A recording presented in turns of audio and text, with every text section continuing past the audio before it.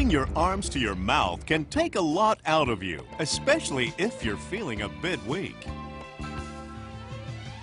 That's why you need the Food Lift. The Food Lift works on the same principle as a waiter climbing a spiral staircase. Simply place your food inside, turn it on, and let the Food Lift do the rest.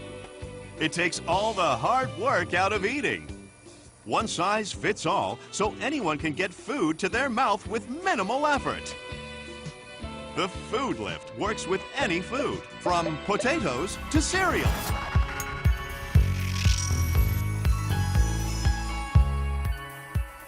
Bonsoir. Quand il s'agit de réduire l'effort, l'être humain a toujours été très créatif. De l'invention de la roue à celle du moteur jusqu'au téléphone portable, la technologie vise à nous rendre la vie plus facile, moins fatigante. Parfois même jusqu'à l'absurde comme on vient de le voir. Alors la paresse permet-elle la survie de l'espèce ou au contraire, serait-ce le péché capital qui nous mènera à notre perte? Ceux d'entre nous qui en font le moins et qui parfois nous énervent, auraient-ils tout compris?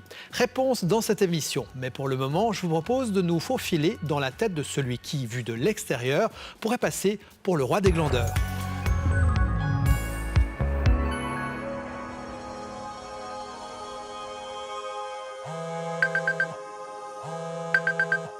J'entends mon réveil sonner.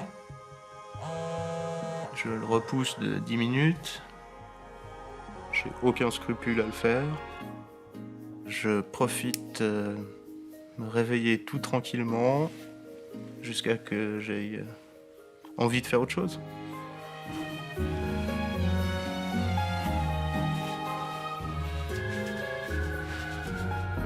Je fais mes petites ablutions matinales. J'y passe un bon moment, surtout s'il y a beaucoup de choses sur Instagram.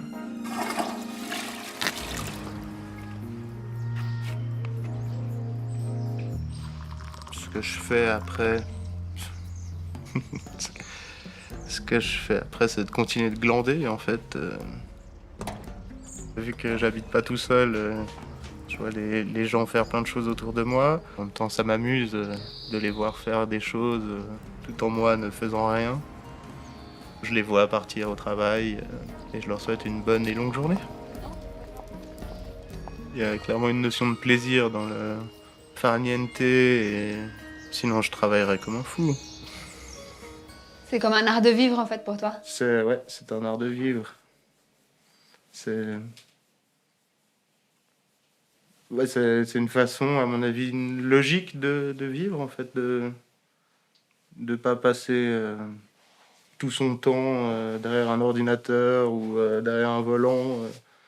Je trouve que c'est un peu bizarre. Il y a beaucoup de gens qui travaillent toute leur vie en se disant on met de l'argent de côté pour notre retraite. Il vaut mieux moins travailler et profiter du temps qu'on a, de faire des choses moins grandioses peut-être, moins chères surtout, et puis profiter de ça. Toi, c'est ce que tu fais, toi, tu profites de la vie. C'est ce que j'essaie de faire au maximum. Oh mon Dieu, ce que c'est bon de vivre. Je m'identifie plutôt comme le personnage de Balou, qui est un personnage très jovial et heureux. Je me considère comme paresseux. Mais d'une paresse naturelle, en fait. Et laisse-moi te dire une chose, petit frère. Si tu travailles comme cette abeille, tu te rendras malade. Je pense que c'est une très bonne philosophie, quelque chose en contradiction avec le stress de la société dans laquelle on vit, qui est toujours très rapide, trop compétitive. Il en faut toujours plus.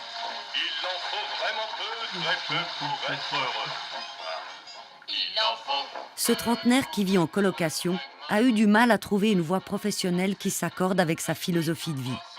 Après avoir essayé les écoles d'art, trop rigides à son goût, il s'est tourné vers sa passion, les plantes. J'ai fait une formation de forestier bûcheron qui m'a plu. Je me suis quand même rendu compte que le travail de bûcheronnage, c'est très physique. Donc, quand on a la flemme, c'est dur.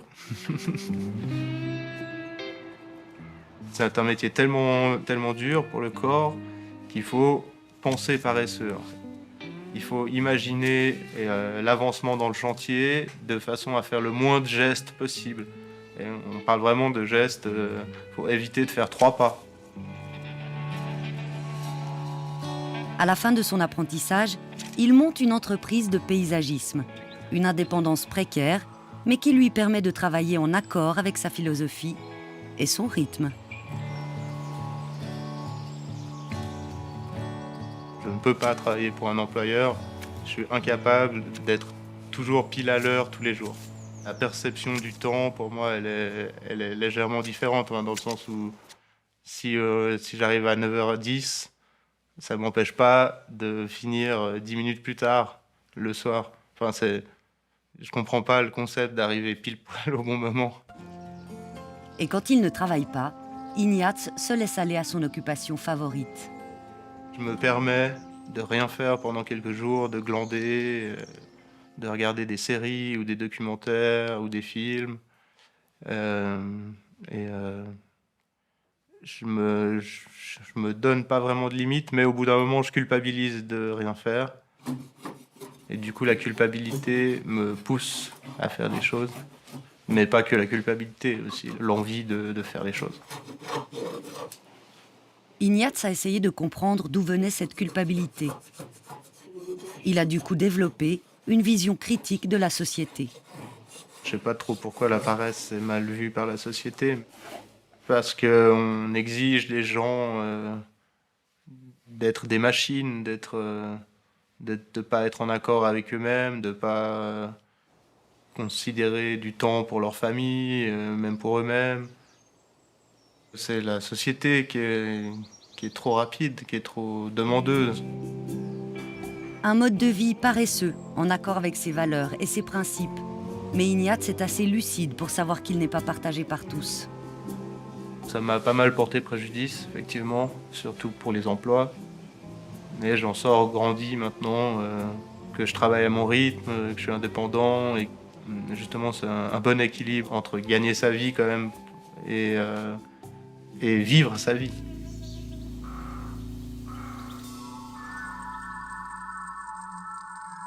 Hélène Leuillet, bonsoir. Bonsoir. Vous êtes maître de conférence à la Sorbonne, à Paris, et également psychanalyste. Vous venez de publier un bouquin qui s'appelle « Éloge du retard ». Les questions toutes contemporaines d'urgence, de vitesse vous questionnent beaucoup. Alors on vient d'entendre Ignaz qui nous dit que pour lui, arriver au boulot pile poil à l'heure, ça n'a pas beaucoup de sens. Vous qui avez écrit « Éloge du retard », j'imagine que ça vous parle. Tout à fait, je suis partie de là aussi. C'est peut-être un des points communs du retard et de la paresse, c'est qu'arriver pile poil à l'heure, comme il dit, ça a quelque chose d'insupportable. Et puis, c'est une pression relativement récente qui est aussi finalement l'inconvénient du comptage de plus en plus précis de l'heure qui est le nôtre, c'est-à-dire qu'on est aujourd'hui à la minute près. Être pile poil à l'heure, ça a quelque chose d'une pression insupportable et parfaitement inutile. Vous allez rendre des gens heureux ce soir, je pense, tous les gens qui sont en retard. Mais c'est vrai que la paresse n'a pas bonne réputation. Les paresseux, ça nous énerve même. Comment vous expliquez ça ? C'est quelque chose qui vient de nos sociétés modernes et contemporaines. Jadis, la paresse, c'était un luxe aristocratique. Le maître grec ou romain, le noble médiéval, non seulement pouvait ne rien faire, mais devait ne rien faire pour faire de la gymnastique, se préparer à la guerre, se cultiver également. Donc la paresse était noble. Et aujourd'hui, c'est la paresse qui est devenue un péché parce que le mode de production qui s'est imposé à nous et qu'on n'arrive plus à changer, c'est celui du salariat. Et le salariat, c'est quoi ? C'est celui qui a payé pour le temps, qui doit rentabiliser ce qu'il fait faire à l'autre. Et là, évidemment, il n'y a pas de limite. Il s'agit d'accélérer la tendance pour que l'autre soit de plus en plus productif. Et là, évidemment, la paresse, ça devient un crime, un péché, et la morale est venue, là, soutenir tous les discours sur le travail. Ce n'est pas bien d'être paresseux, l'oisif ira loger ailleurs, comme on dit dans l'international. Du coup, Hélène, dans cette société accélérée, les paresseux, c'est quoi ? C'est des gens qui s'économisent ? Oui, il faut avoir presque un courage de la paresse, comme le disait Paul Lafargue dans Le droit à la paresse. Il faut s'astreindre à ne travailler que 3 heures par jour. Bon, très difficile dans nos sociétés d'aller jusque-là. Comment dire ? Mais en tout état de cause, prendre un petit peu de temps pour soi, prendre un petit peu le risque du retard, ça permet aussi de se réapproprier le temps, de s'installer dans son temps subjectif. En tout cas, c'est sûr que la paresse n'a pas bonne réputation. Les paresseux, parfois même, nous agacent. Mais vous allez voir qu'en réalité, à des degrés différents, nous sommes tous des paresseux.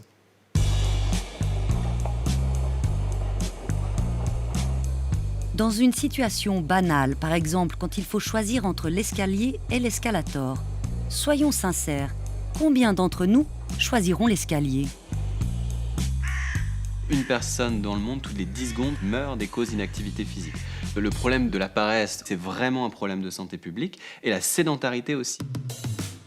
Nous connaissons tous les messages de prévention qui nous incitent à faire de l'activité physique. Mais qui tient sur la longueur ces bonnes résolutions ? On s'est aperçu qu'il y avait peut-être quelque chose qui empêchait les gens d'être actifs. C'était pas leur manque d'intention, mais c'était quelque chose interne à l'individu, quelque chose qu'on a du mal à contrôler, qu'on a du mal à maîtriser, et qui renvoie à l'idée de cette tendance innée à la minimisation de l'effort. Aurions-nous alors une tendance innée à paresser ? Pour tester cette idée, nous vous proposons une expérience. On connaît tous la devise « L'union fait la force ».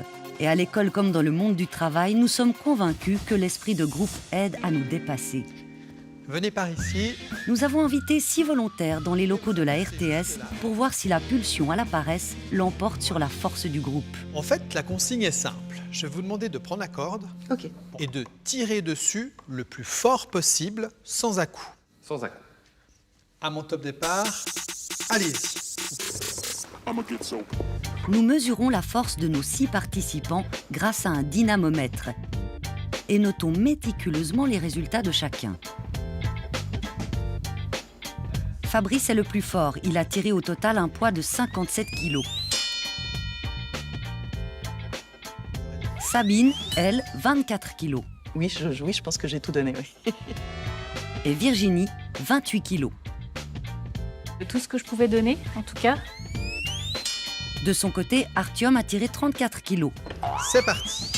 Nathan, 29 kg. Et Caroline, 25 kg. Deuxième étape. Alors, vous connaissez l'exercice. Je vais vous demander à nouveau de tirer le plus fort possible. Allez-y. Quelle force vont-ils mettre cette fois-ci ? Logiquement, s'ils tiraient aussi fort que lorsqu'ils étaient seuls, ils devraient atteindre un poids total d'environ 140 kg. Ok, vous pouvez lâcher. Mais non, la somme de l'effort fourni n'est que de 105 kg. Alors, votre score collectif est inférieur à votre score individuel. Donc là, en l'occurrence, l'union ne fait pas la force. Contrairement à ce qu'on pourrait penser, c'est pas parce qu'on est en groupe qu'on va mettre plus d'efforts. Et au contraire, on va plutôt avoir un phénomène inverse qui s'appelle de paresse sociale, où finalement, quand on est en groupe, on va plutôt avoir tendance à minimiser notre effort. Paresse sociale ? Et que se passe-t-il alors quand on augmente le nombre de participants ? Ils sont 6 à se prêter au jeu. À mon top départ, allez-y. Nous devrions ici atteindre un score de 197 kg si chacun tirait aussi fort que lorsqu'il était seul. Suspense. C'est tout bon, vous pouvez lâcher la corde. Mais non, ça ne marche toujours pas et la force obtenue n'est que de 145. Quand on va être 4 personnes, on estime qu'il y a à peu près 25% de performance qui est diminuée. Lorsqu'on est 8 personnes sur la corde, on estime que les gens vont réduire de 50% leur effort. Donc on va avoir un phénomène comme ça où plus on est nombreux, moins on va mettre d'efforts. Dans les explications, ça pourrait être un biais psychologique qui fait que, puisqu'on est plusieurs, puisque je suis noyé dans le groupe, puisque ma performance ne peut pas être ressortie de la corde, on est 4 à tirer ou 8 à tirer, personne ne va pouvoir dire que j'ai tiré moins que l'autre personne. Et au niveau de la théorie de la minimisation de l'effort, au niveau de l'idée de pulsion paresseuse, ça pourrait assez bien s'expliquer qu'on juge que le comportement-là, il n'est pas si nécessaire, il n'est pas si justifié, alors on va de façon spontanée, mais sans en avoir conscience, mettre un petit peu moins d'effort que ce qu'on a mis lorsqu'on était tout seul. Les participants se sont-ils rendus compte qu'ils tiraient moins fort et se déchargeaient sur les autres ? À la fin, quand on le fait tous ensemble, c'est là où j'ai mis le plus de force. Enfin oui, je sais que j'ai mis plus de force. J'ai pas senti de différence dans l'effort ni dans la force que j'y ai mise. L'union fait la force. Est-ce qu'on essaye de refaire pour voir si vous avez un peu plus de force encore, un peu plus de motivation à tirer sur la corde ? Ok, alors allez-y. Heureusement, il suffit de souligner ce phénomène pour remotiver les troupes qui laissent cette fois leur paresse au vestiaire. Vous avez le droit de pousser des cris. Ok, vous pouvez poser. La pulsion du moindre effort est sournoise et nous prend par surprise. Mais que se passe-t-il dans le cerveau quand on décide de s'activer ? Lorsque nous devons prendre une décision, par exemple quand nous hésitons à prendre l'ascenseur ou l'escalier pour rentrer à la maison, le cerveau fait automatiquement une pesée d'intérêt. D'un côté, il y a ce qu'on appelle le système rationnel. C'est le raisonnement logique, conscient, qui se base sur les capacités cognitives pour évaluer la décision rationnellement. On sait par exemple que de monter l'escalier nous fera faire un peu d'exercice, ce qui est bon pour nous. De l'autre côté de la balance, il y a le système automatique plutôt basé sur les émotions. Celui-ci est plus impulsif. Il réagit très rapidement. Si les deux systèmes vont dans le même sens, tout va bien, on s'engage avec plaisir dans l'action. Mais hélas, cette harmonie cérébrale est plutôt rare. On connaît ce sentiment de flemme qui nous prend et nous incite à prendre l'ascenseur. Les deux systèmes tirent dans des directions différentes. Le rationnel s'oppose à l'émotionnel. Et quand il y a conflit entre ces deux systèmes, il faut arbitrer. Comment on va arbitrer le conflit? Il va y avoir des variables de situation qui vont rentrer en compte et des variables de disposition. Donc il y a des personnes qui vont être plus capables que d'autres de se contrôler. On parle du self-control, du contrôle de soi. Donc il y a des gens meilleurs que d'autres pour inhiber leur pulsion sédentaire et devenir actifs physiquement. Et puis on a aussi un ensemble de conditions dans lesquelles le self-control il va pas bien marcher. Si vous êtes stressé, par exemple, vous allez avoir plus de difficultés à vous réguler et le système émotionnel va plus diriger vos comportements. Et puis il y a quelque chose qui vraiment vient réduire la capacité de self-control, c'est la fatigue. Si vous avez une dure journée de travail, quand vous arrivez chez vous à la maison le soir, même si vous aviez planifié votre séance d'activité physique, par exemple, l'intention ne va pas être suffisante et votre système automatique va vraiment gagner cette bataille et va plutôt vous pousser vers le choix d'un comportement sédentaire, par exemple.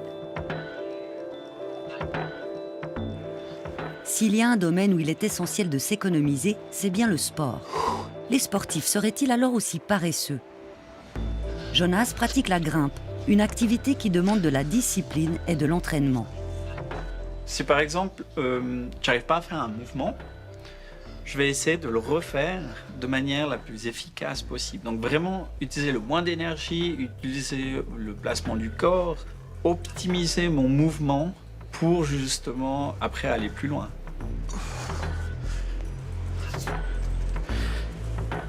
On a besoin d'être paresseux aussi dans ce sport. Si on compare des non-experts à des experts, une des caractéristiques, c'est l'efficience. Un débutant va avoir un comportement très coûteux. Il ne va pas forcément savoir comment faire son activité physique, son mouvement. Et puis, au fur et à mesure qu'il devient expert, c'est marqué par de l'efficience énergétique. On a à la fois un besoin de minimiser, mais on a aussi un besoin de mouvement. Et c'est là le paradoxe quand même de l'espèce humaine. On est né pour être actif, mais on est né pour minimiser. Et il faut jongler avec ces deux contraintes. Je vais engager beaucoup d'énergie dans les choses qui me plaisent énormément, dans un sport, parce que ça me fait du bien, parce que je vais voir le côté positif de la chose.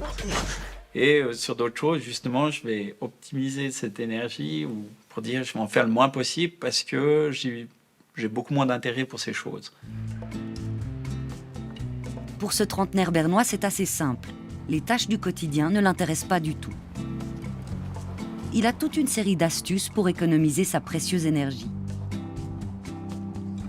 Par exemple, faire ma lessive, mais de manière restreinte. Donc attendre qu'il y ait une grosse corbeille de linge, puis après de le faire, repousser les choses au maximum jusqu'au moment où ça devient un peu critique. Quand je cuisine, je mange par exemple dans la casserole. Au lieu de sortir des assiettes, des verres, plein de choses, je dis je vais salir le moins de choses possible et puis manger peut-être dans la casserole. Il y a sûrement des choses que je ne fais pas de manière réfléchie où je vais économiser au maximum mon énergie. Je pense au niveau de mon fils, bien sûr que je vais tout faire pour que tout se passe bien. Donc aussi un enfant demande beaucoup d'énergie, demande beaucoup d'attention. Donc je pense là, je réfléchis pas, c'est je le fais. Dans son calcul, Jonas a décidé de ne pas investir toute son énergie dans le travail. Il en garde pour ce qui le motive vraiment. Il a ainsi pris une décision inhabituelle pour un homme, celle de travailler à temps partiel. Je travaille à 60% et c'est un choix parce que J'ai décidé d'avoir une journée pour moi, pour faire mon sport. Donc je fais quand même pas mal d'escalade. Et puis la deuxième journée mise à disposition, c'est pour être avec mon fils, qui a 1 an. Et pour avoir justement un bon équilibre entre famille, sport, vie professionnelle. C'est toujours un équilibre. Dans la vie, on prend, on donne. Mais après, si tout le monde peut en faire le moins possible, top. Rappelez-vous la pesée d'intérêt dans notre cerveau. Les émotions jouent un rôle clé dans ce processus de décision. On s'engagera beaucoup plus facilement dans une activité associée à une émotion positive qu'à une émotion négative. Comment on crée une expérience affective avec un comportement? Alors si je vous donne l'exemple de l'activité physique, vous allez faire votre séance de sport et puis finalement vous allez peut-être faire un petit peu trop rapidement cette séance, il va y avoir une intensité un peu trop élevée, donc vous allez être essoufflé, puis tout ça c'est vraiment pas agréable. Et donc la prochaine fois vous allez avoir l'opportunité de faire de l'activité physique, votre système automatique, lui, il vous active cette émotion négative, il vous rappelle en mémoire que c'était pas une expérience agréable et il va vous éviter de la répéter et donc vous n'allez pas vous engager. Si on veut s'engager à long terme dans un comportement, il faut que le comportement soit plaisant. Si le comportement est déplaisant, on va pas réussir à s'engager à long terme. 6 mois, c'est possible. Au-delà de 6 mois, on n'y arrivera pas. C'est le propre de l'humain que d'anticiper les émotions liées à une action. Mais voilà, notre cerveau nous joue des tours et cette pesée des émotions positives ou négatives peut parfois être complètement biaisée. Il arrive qu'un petit caillou sur notre chemin nous semble une montagne à gravir. Ça peut alors déboucher sur un comportement qui a l'apparence de la paresse, mais qui en réalité est tout autre chose. Ça s'appelle de la procrastination. Quand on va anticiper sur le fait qu'on pourrait se retrouver en difficulté, qu'on va peut-être pas y arriver, qu'on n'a pas les capacités d'y arriver, alors là, on va probablement avoir des émotions négatives anticipées. Et là, la procrastination peut intervenir finalement comme un moyen pour faire face, ou une stratégie de régulation émotionnelle. On évite cette situation qui pourrait chez nous susciter des émotions négatives ou un sentiment de ne pas y arriver en différant le moment où on va s'y confronter. Il y a toute une série de situations du quotidien dans lesquelles on va procrastiner. Un exemple typique, je dois faire ma déclaration d'impôt. Peut-être que ce n'est pas quelque chose qui va susciter des émotions positives chez moi. Donc, procrastiner, ça va être une manière de repousser un peu cette tâche qui n'est pas très agréable. Mais là, on est vraiment dans quelque chose qui n'est pas forcément problématique. La plupart d'entre nous, à un moment donné, on va la faire, cette déclaration d'impôt. Par contre, on va avoir chez certaines personnes, et parfois chez des personnes qui ont plus de difficultés à accepter des émotions aversives ou à réguler leurs émotions, une tendance à la procrastination qui, là, peut devenir problématique. C'est-à-dire, on va éviter, et à un moment donné, on va se retrouver devant des problèmes concrets. Anne a toujours été une bonne élève à l'école, sans trop travailler. Elle a grandi dans une famille de scientifiques très exigeante. Si elle aime étudier, elle adore aussi les mangas et la télévision. J'avais un surnom dans ma famille, on disait que j'étais une potache heureuse. Potache désignant les élèves un peu cancres, mais qui arrivent quand même à râler pâquerette, mais qui s'en sortent, mais qui ne donnent pas beaucoup d'efforts pour. Puis moi, j'y arrivais un peu plus qu'à râler pâquerette, mais je ne donnais pas beaucoup d'efforts pour arriver encore mieux. Je n'assumais pas complètement dans cette famille de vouloir ne rien faire, et puis ça a créé une tension intérieure. Pour mon travail de maturité, je suis arrivée 2 semaines avant la date de reddition en n'ayant écrit aucune ligne. Elle avait pourtant choisi un sujet qui la passionnait et qui aurait dû être facile, une analyse de dessin animé. J'étais très engagée pour aller chercher les données, pour regarder mes films, donc ça donnait l'impression à mes parents, à mon prof que je faisais le travail. Et en même temps, lorsque j'étais devant mon document Word sur l'ordinateur, rien ne sortait, comme s'il y avait un mur invisible. J'arrivais un blocage complet. Le cas de figure du perfectionnisme, typiquement, ça c'est un exemple assez fréquent, où quand on a des standards de réussite extrêmement élevés et puis une tendance à évaluer les choses en termes d'échec ou de réussite, très dichotomique comme ça, alors là, c'est normal d'avoir plus peur de se confronter à ces situations où on pourrait échouer, et donc on a plus d'évitement. Et là, l'évitement, ça va être la procrastination. J'étais très facilement dans un état d'angoisse. Je repoussais le moment fatidique d'écrire. jusqu'à ce que je n'ai plus le choix et que je doive le dire à mon père et à mes proches. Et là, ils ont réussi à m'aider à dépasser, à faire un peu des catalyseurs qui ont dépassé ce blocage pour pouvoir quand même parvenir à la rédaction. Elle obtient sa maturité brillamment, mais ce bagage émotionnel la poursuit pendant ses études universitaires en biologie. Incapable de travailler, elle perd pied rapidement. Ses week-ends de révision à la bibliothèque ne l'aident pas à rattraper son retard. Il m'arrivait de passer mes journées à l'université à ne rien faire, en fait. J'étais à ma table, devant mon ordinateur, et puis j'allais sur des sites internet, j'allais regarder des vidéos, je faisais des petits dessins, je faisais des trucs par-ci, par-là qu'il fallait faire, mais j'avais énormément de peine à m'attaquer vraiment au sujet. Et puis avec les semaines qui passent, le stress des examens qui se rapprochent, forcément que cette difficulté était de plus en plus difficile à passer. Et à nouveau, le même phénomène que pendant mon travail de matu, c'est désagréable, j'ai peur, je fuis, je procrastine. Ce blocage s'intensifie et elle finit par rater sa première année d'études universitaires. Le premier vrai échec de sa vie. Sa procrastination est toujours là et son état émotionnel empire d'autant plus. C'est toujours un mélange multiple et hétéroclite de plein d'émotions différentes qui se rentrent dedans, de honte, de culpabilité, de mauvaise estime de soi, d'autodénigrement, d'envie de remonter le temps pour changer quelque chose. Et puis après, on se dit « mais je ne devrais pas ressentir ça », donc on culpabilise encore plus. Et puis les 3 premières semaines de cette deuxième première, en fait, j'ai procrastiné hautement. Et là, on pourrait dire que j'étais paresseuse parce que ça se voyait.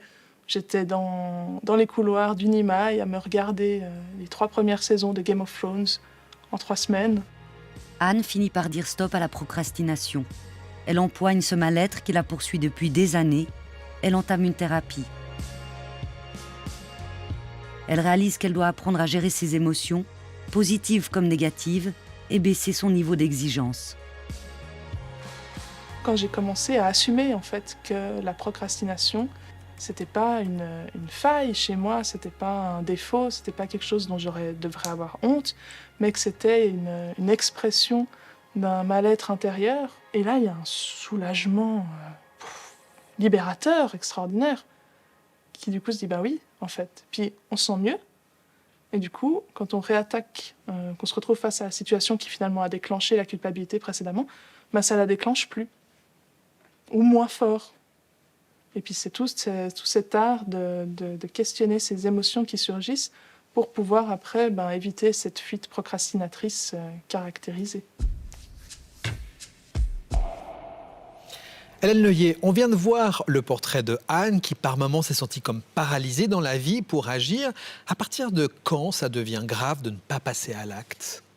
C'est la douleur qui est un critère. Là, on voit bien que Anne n'est pas du tout une paresseuse qui s'assume. C'est pas du tout la philosophie de vie d'Ignace. Parfois, la paresse, c'est une sorte de bouderie, une sorte de non, quand ce qu'on appelle, nous, l'idéal du moi est trop sévère. Et que la personne se dit « mais je ne serai jamais à la hauteur de ce que je voudrais être, de cette image idéale de moi-même ». C'est-à-dire qu'elle voulait faire quelque chose de tellement génial qu'elle ne pouvait pas littéralement se mettre à écrire parce que ses modestes forces ne lui permettaient pas d'aller jusque-là.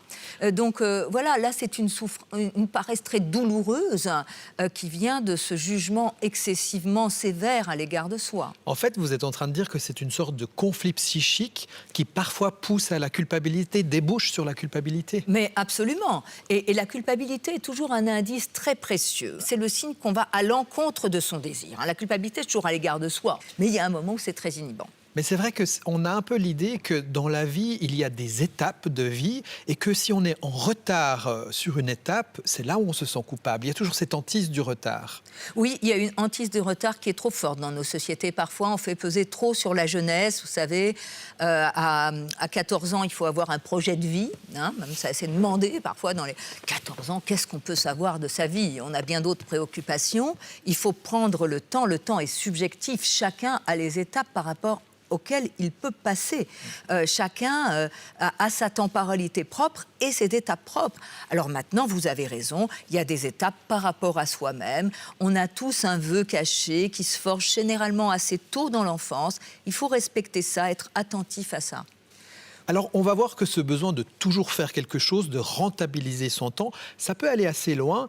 Nous nous sommes amusés à reproduire une expérience de psychologie sociale plutôt surprenante. Regardez. Dans l'expérience originale, les participants devaient patienter dans une salle sans distraction aucune. Au bout d'un certain temps, on leur donnait la possibilité de s'infliger des chocs électriques. Résultat, 67% des hommes ont préféré s'administrer des courts chocs électriques plutôt que de ne rien faire. Un score légèrement supérieur à celui des femmes. Rassurez-vous, nous n'avons pas électrocuté nos participants. Nous avons choisi une version plus soft, mais quand même un peu douloureuse. Nous avons invité 6 participants dans nos locaux. Ils ne savent rien de ce qui les attend. Ils arrivent tour à tour et suivent Luigi dans le dédale de couloir du sous-sol de la télévision. Le téléphone portable est là-dedans ? Ouais. D'accord. Ils ne le savent pas encore, mais l'expérience a déjà commencé. Nous les filmons en caméra discrète. Volontiers. Un téléphone.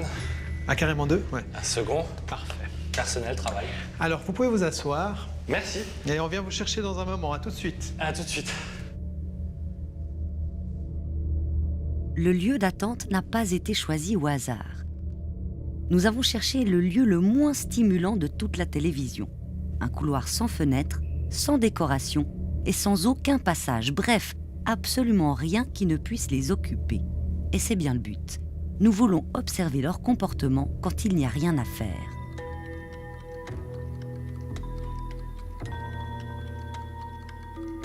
Certains en profitent pour se refaire une beauté de la tête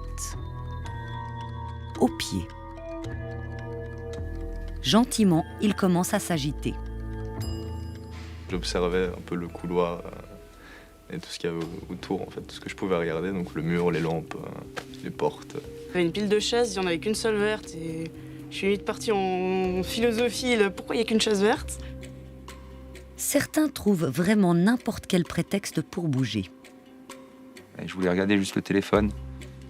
Je voulais lire un peu ce qu'il y avait écrit sur les... Il y avait des étiquettes. Je ne voyais pas très bien depuis ma place, alors je me suis levé pour voir. C'était intéressant. Rien. Pas particulièrement. Les gens, lorsqu'on leur demande de ne rien faire, vont quand même à un moment donné se déplacer, se dégourdir les jambes, chercher à avoir des stimulations, à avoir du mouvement. Donc il y a vraiment l'idée que lorsqu'on est privé de stimulation, le cerveau va être à la recherche de mouvement. Je pensais, je chantonnais, je me reposais. J'ai apprécié le calme qu'il y avait dans la pièce quand même. Je voulais juste profiter de ce temps pour faire rien. C'était assez agréable. Voilà, Sophie. Vous avez fini d'attendre, vous pouvez me rejoindre. Venez seulement. Après 15 minutes d'attente, Luigi les emmène vers la suite de l'expérience. Alors, ici, il y a un bac rempli de glaçons. Tout à fait. Et d'eau très froide. Je vais vous demander si vous êtes d'accord de plonger votre main à l'intérieur de ce bac et de tenir jusqu'à ce que ça devienne vraiment désagréable. Ok, ça va être rapide alors. Ça vous tente? Oui. D'accord. Allez-y. Nous ne souhaitons torturer personne. Les participants peuvent retirer leurs mains à tout moment. Franchement. Si je vous dis que pour le ski, je mets des chaufferettes, là... Ah oui, alors là, on est loin des chaufferettes. Hein. Je gagne un truc suivant le temps ou... Non. Et non, ce n'est pas un concours d'endurance au froid. La durée nous importe peu. Ce qui compte, c'est que les participants ressentent de la douleur. C'est notre petit côté sadique. Le but, c'est pas non plus perdre un doigt. Hein, ah d'accord. Je sens plus, justement. Ouais, c'est ça le problème. C'est pas agréable. Hein. C'est pas agréable, hein? Non. Ça devrait être désagréable. Ah ouais. Un petit peu. Ok. 1 minute et 20 secondes. C'est le moment crucial de notre expérience. Luigi leur fait une proposition. Ils peuvent plonger à nouveau la main dans les glaçons, mais 30 secondes de plus que leur première fois. Ou alors, vous pouvez retourner dans le couloir où vous avez attendu pendant un quart d'heure et rester là-bas le double du temps, 30 minutes.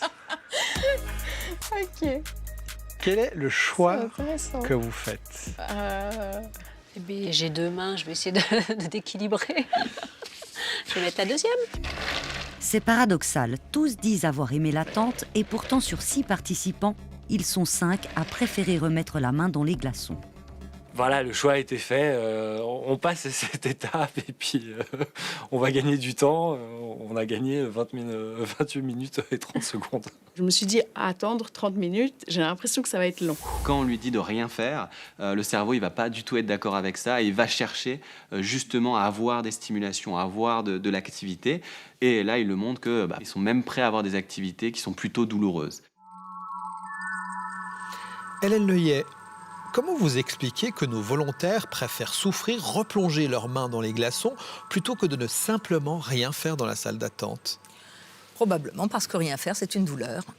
Car effectivement, quand on ne fait rien, on est confronté à cette part qui est une part un peu sombre, un peu obscure de nous-mêmes, qui peut prendre plusieurs formes, la forme de l'ennui, la forme de la mélancolie, mais qui est presque le sentiment interne de soi, qui n'est pas forcément toujours très heureux, mais qui est absolument nécessaire à vivre. Un sentiment de vide?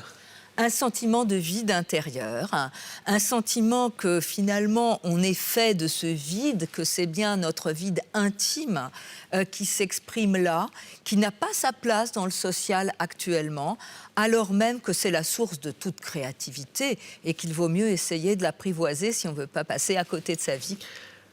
D'ailleurs, la notion de temps qui passe n'est pas la même si on est en pleine action ou si on ne fait rien.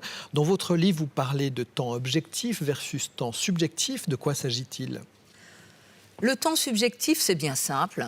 C'est conjuguer le temps à la première personne. Vous voulez, le temps subjectif, c'est la structure existentielle du temps, qui accepte parfois que le temps passe sans qu'on fasse rien, mais qui peut être aussi le temps des choses.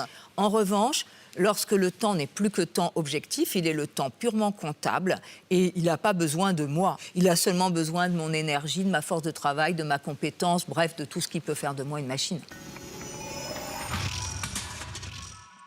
Au-delà du temps qui s'écoule sur notre montre, il existe donc un temps subjectif, un ressenti du temps qui passe, unique et différent d'une personne à l'autre. Les enfants, eux, ont clairement un autre rythme que les adultes. Je vous propose à présent de mieux comprendre la notion du temps qui passe, celle de l'ennui et de la paresse chez les plus petits d'entre nous. Et pour ceux qui ont des enfants, après ce que vous allez voir, vous allez peut-être être plus indulgents avec eux. Nous avons donc convié des familles à une expérience. Nous voulons observer comment les enfants et leurs parents gèrent le temps vide. Nous les filmons à leur insu. Nous les faisons patienter dans une salle spécialement préparée pour l'occasion. Il te plaît ce canapé? Nous n'y avons laissé qu'un minimum d'objets de décoration. Papa, il y a une grosse pomme. Ouais, il y a une grosse pomme, t'as raison. Parmi les participants, nous avons des tout-petits âgés de 3 ans. Comment vont-ils vivre ce moment d'attente?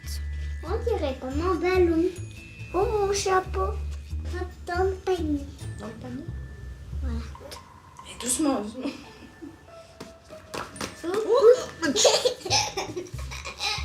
Premier constat, les tout-petits s'amusent comme des fous et touchent à tout. Il est tout doux comme mon doudou.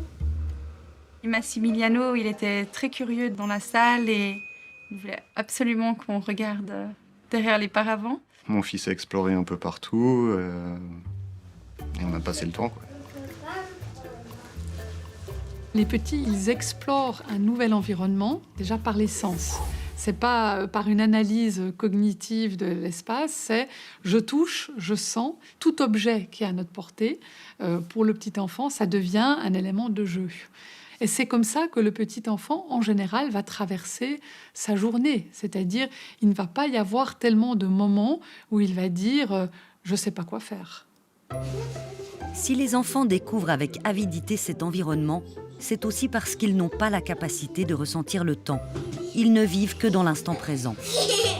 La notion de temporalité, ça veut déjà dire avoir une notion du présent, du passé, du futur, et non seulement une notion abstraite, mais pouvoir m'intégrer dans cette notion-là. Donc c'est par le vécu concret qu'il va pouvoir l'intégrer.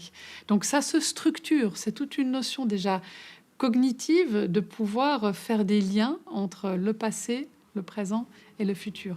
Vers l'âge de 2, 3 ans jusqu'à 4 ans, l'enfant n'ayant pas une temporalité très ancrée dans son vécu, il ne va pas s'ennuyer parce qu'il ne va pas vivre ce temps quelque part comme un temps vide, puisque ce temps, il l'occupe. Il s'est pas ennuyé? Ah non, il s'ennuie jamais. Non, nous on est fatigués, mais lui il s'ennuie pas. Nous avons également invité des enfants de 7-8 ans et leurs parents. Vont-ils vivre ce moment de la même manière que les petits? Qu'est-ce qu'il y a derrière le truc noir? Je sais pas. Peut-être une chaise, des câbles. À ce moment-là, on le voit avec les enfants plus grands, ils entrent dans la pièce, ils sont plus en retrait, ils analysent la pièce, avec la difficulté que ça peut susciter. C'est-à-dire, si je bouge pas, que je suis plus en train de tout explorer par les sens, comment j'arrive quand même à m'occuper? On dit 7 ans, l'âge de la raison, et à partir de ce moment-là, l'enfant va aussi commencer à ressentir ce moment d'ennui, va dire je m'ennuie, qu'est-ce que je peux faire, va solliciter son entourage, et donc va peut-être commencer à avoir plus de mal à meubler ce temps vide. Contrairement aux petits, les plus grands sont capables de trouver le temps long. Ils auront tendance alors à se tourner vers leurs parents pour être occupés. Mais ce qu'on observe, c'est qu'avant même que les enfants manifestent leur ennui, Tu veux faire un câlin? les parents sont dans l'anticipation et cherchent à stimuler leurs enfants. Combien il y a de lampes ici? 1, 2. Mais t'as vu, c'est quoi cette truc-là, à côté? C'est prêt? 3. C'est vrai que j'ai toujours peur qu'il s'ennuie, donc je lui laisse des fois pas le temps de s'ennuyer. Quand on va quelque part, en général, on prend toujours des livres, des magazines. Des stylos, des crayons avec une feuille de papier. Des petits jouets, des Lego avec lesquels il peut faire des constructions. J'ai toujours un grand sac, comme ça j'ai les jeux, j'ai tout ce qu'il faut. Parce que nous, en tant que parents, on les rend nos enfants toujours qu'ils soient heureux, qu'ils soient bien où il est avec nous. On sait combien l'ennui peut être extrêmement angoissant pour les adultes, c'est-à-dire ce sentiment d'avoir ce temps qui s'étend et qu'on n'arrive pas à meubler. On voit déjà ce côté inquiet du parent qui peut-être part de son propre vécu et le pose sur le vécu de l'enfant. On le voit aussi dans la vie quotidienne, une tendance à suroccuper les enfants, à leur poser plein d'activités, et on veut bien faire. C'est pas un jugement, c'est une sorte de mouvement naturel à penser que plus on l'occupe, plus on le stimule, on en ferait un enfant plus parfait. Et que c'est difficile à se dire qu'en faisant moins, on fait parfois plus. Certaines familles semblent l'avoir compris et accueillent ce temps d'attente avec tendresse, comme Valérie et Nino. Non, je ressens pas le besoin d'occuper nécessairement l'enfant. Et même moi, c'est vrai que j'ai besoin aussi d'avoir des moments de calme. Ça me fait du bien. Donc, essayer de transmettre ça. Ces moments où il ne fait rien sur le plan moteur, c'est les moments où il peut imaginer plein de choses, penser à plein de choses, inventer des histoires. Plus on aura appris à se faire confiance dans des moments inoccupés, moins ça va être quelque chose d'oppressant quand on sera adulte. Et au lieu d'avoir une vision négative sur ce moment inoccupé, peut-être justement pouvoir le faire basculer vers quelque chose où on se dit « tant mieux, j'ai ce moment tranquille » et le transformer peut-être en moment de paresse qui peut être bénéfique.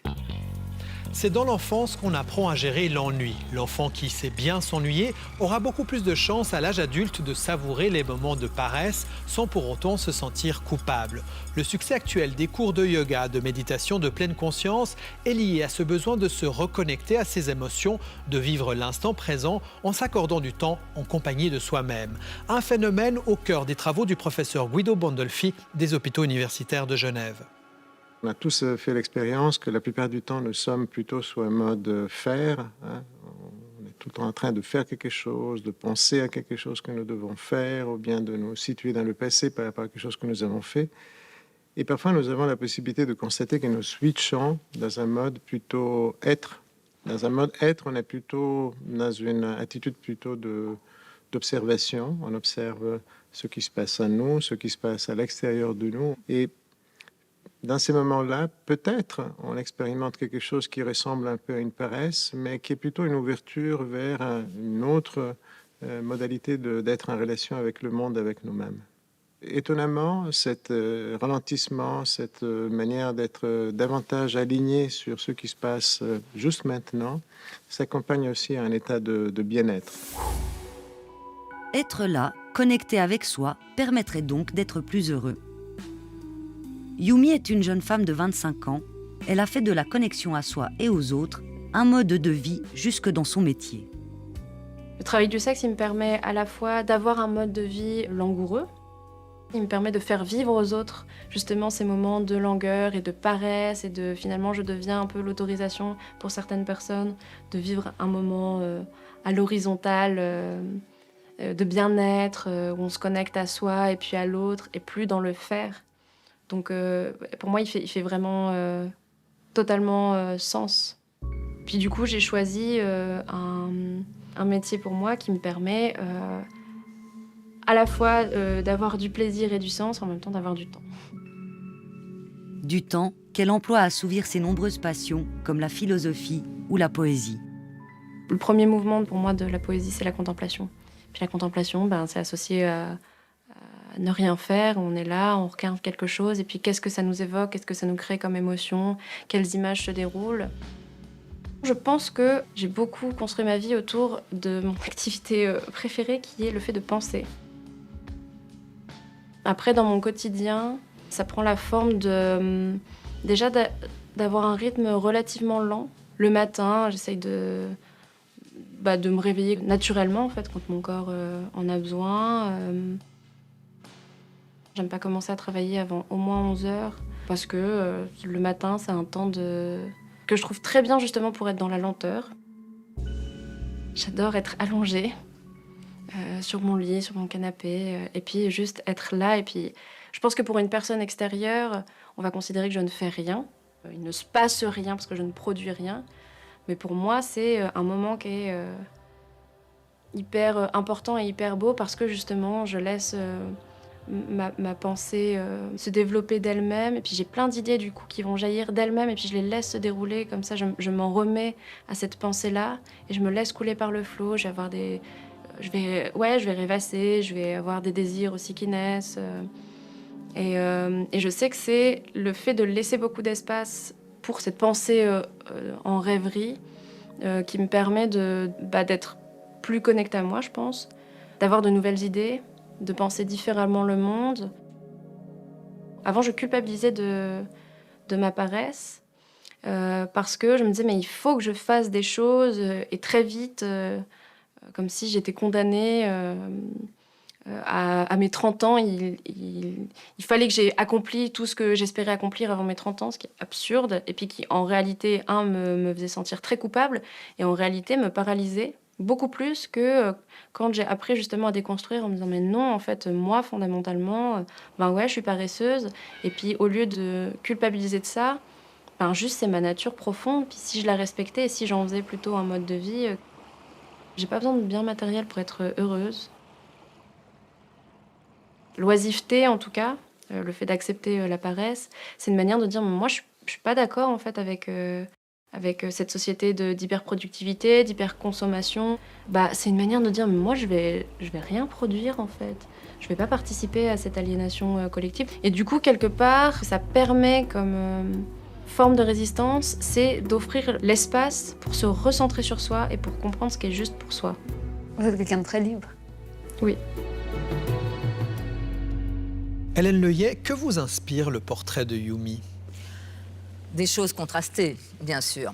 Parce que d'un côté, c'est extraordinaire. Elle a ce luxe quasi aristocratique de pouvoir se cultiver, de faire de la philosophie, d'écrire, de faire de la poésie, de réfléchir, bref, tout ce que les anciens appelaient la scolae, la pause et le loisir studieux, ce qui a donné l'école. Et en même temps, elle paye quand même le prix fort de cette résistance aux valeurs de la société accélérée qu'elle assume. Parce que, voilà, elle le paye d'une dure servitude. Le travail du sexe, c'est la dure servitude des femmes, des jeunes femmes. Dans vos réflexions, vous faites la différence entre activité et action, Du coup, Yumi est dans l'action plutôt que dans l'activité quotidienne aliénante, si je reprends des termes de votre bouquin. Qu'est-ce que c'est cette nuance entre action et activité? L'activité, c'est une désignation comportementale. Tout ce qu'on fait peut être dit activité, du sport au militantisme en passant par le travail. On parle d'activité professionnelle, d'activité sportive, d'activité militante. Et ça désigne une forme de motricité. Maintenant, on bouge, on a une activité en quelque sorte. Tandis que l'action, c'est une notion normative.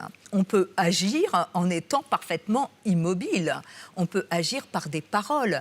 C'est-à-dire qu'une action, c'est quelque chose qui commence une série de conséquences, où justement on est engagé à la première personne, où on sait qu'il y aura un avant et un après. Du coup, le remède à cette société accélérée, ce serait quoi? Ce serait de ne pas être tout le temps dans l'activité, à la limite une activité qui peu à peu perd carrément de son sens, pour prendre le temps d'aller vers l'action, d'agir? Absolument. Il y a dans l'action comme préalable un moment de vide. Donc, moi, je dirais que ce que nous pouvons faire, puisque nous sommes embarqués dans cette société, c'est de se ménager des intervalles vides.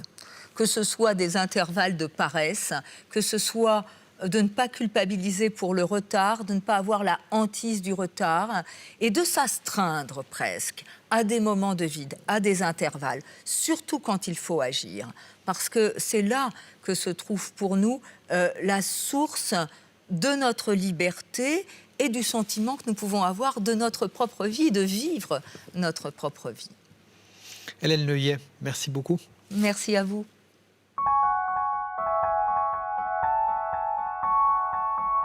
Voilà, Dans la tête de, c'est terminé pour ce soir. Si vous voulez voir ou revoir cette émission, elle est en tout temps disponible sur notre site internet. Vous pouvez également nous laisser un message à notre adresse mail ou sur notre page Facebook. Je me joins à l'ensemble de l'équipe qui a contribué à cette édition pour vous souhaiter une très belle soirée. À bientôt.